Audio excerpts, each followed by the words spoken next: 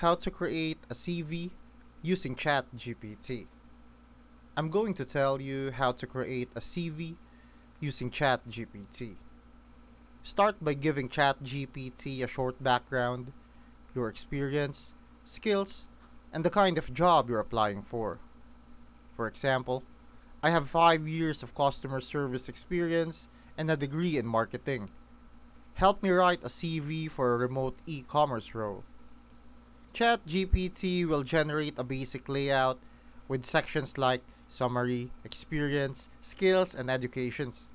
You can then ask it to refine the tone, more formal, more confident, or more creative, depending on what you're aiming for. You can also request tailoring, make this fit a virtual assistant role, and it will highlight admin and time management skills. Once the content feels right, ask it to format everything clearly, then copy it into Word, Google Docs, or Canva for final polish.